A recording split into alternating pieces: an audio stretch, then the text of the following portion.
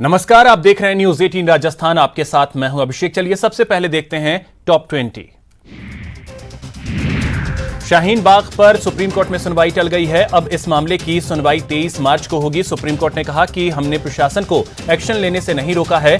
अदालत ने कहा कि अब इस मामले की सुनवाई होली के बाद होगी, तब तक स्थितियां सामान्य होंगी। सीएए पर दिल्ली में शुरू हुआ बवाल थमने का नाम नहीं ले रहा है। पिछले 3 दिनों की हिंसा में 20 लोगों की जान चली गई है। आज सुबह गोकुलपुरी में हिंसक प्रदर्शन हुआ और उपद्रवियों ने दुकान फूंक दी।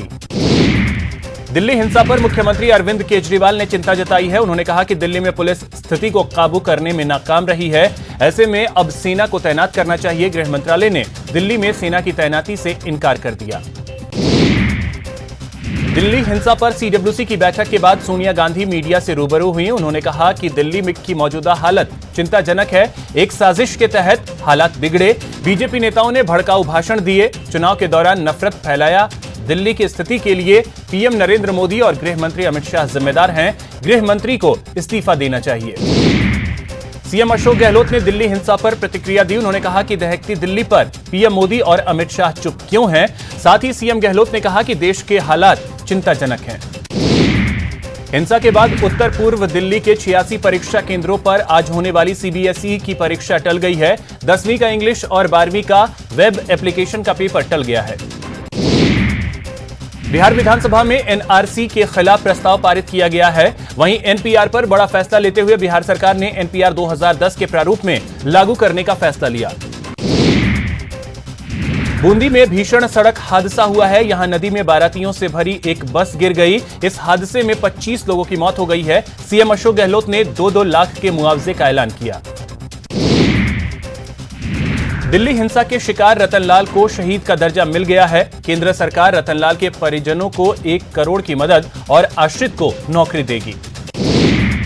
शहीद रतनलाल का शव सीकर पहुंच चुका है। थोड़ी देर में उनका अंतिम संस्कार उनके पैतृक गांव तिहावली में होगा। उनकी अंतिम यात्रा में लोगों का हुजूम उमड़ पड़ा है। राजस्थान विधानसभा में आज भी विपक्ष का हंगामा जारी रहा। सदन में अवैध माइनिंग समेत कई मुद्दों को लेकर विपक्ष ने सरकार को घेरा और सदन से वॉकआउट किया। जयपुर में एसएमएस मेडिकल कॉलेज में आज निरोगी राजस्थान अभियान का आगाज हुआ। इस अवसर पर सीएम अशोक गहलोत ने शपथ दिलवाई। बालाकोट एयर स्ट्राइक के आज 1 साल पूरे हो गए। पुलवामा में हुए आतंकी हमले के बाद भारत ने पाकिस्तान के बालाकोट में जैश के आतंकी ठिकानों पर मिराज लड़ाकू विमानों से हमला किया था। इस हमले में कई आतंकी मारे गए थे और जैश के अड्डे को भारी नुकसान पहुंचा था।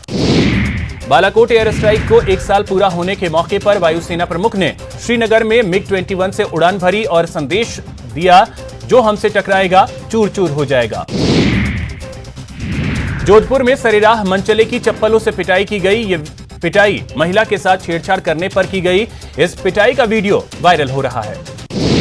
नागौर में एक कलयुगी बेटे ने अपने मां बाप की कुल्हाड़ी से हत्या कर दी। यह सनसनीखेज वारदात गांव की है। हत्या के बाद बाइक से भागते हुए हत्यारा हादसे का शिकार हो गया और उसकी भी मौत हो गई। अजमेर शरीफ दरगाह को बम से उड़ाने की धमकी देने के मामले में पुलिस ने जयपुर के जोटवाड़ा से एक युवक को गिरफ्तार किया है। आरोपी संदीप अजमेर जिले के अराई का रहने वाला है। चीन के बाद दक्षिण कोरिया में कोरोना वायरस का कहर जारी है। 60 नए मामले सामने आने के बाद यह आंकड़ा 893 तक पहुंच गया है। कोरोना वायरस से अब तक 8 लोगों की मौत हो चुकी है।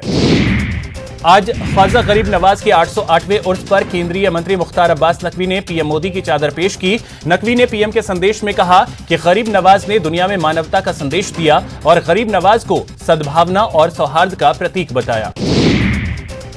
बेटे की शादी के बाद बीजेपी अध्यक्ष जेपी नड्डा परिवार के साथ पुष्कर पहुंचे और ब्रह्मा मंदिर में पूजा अर्चना की। ब्रह्मा घाट में पूजा अर्चना के बाद जेपी नड्डा के बेटे और पुत्रवधू ने आशीर्वाद लिया।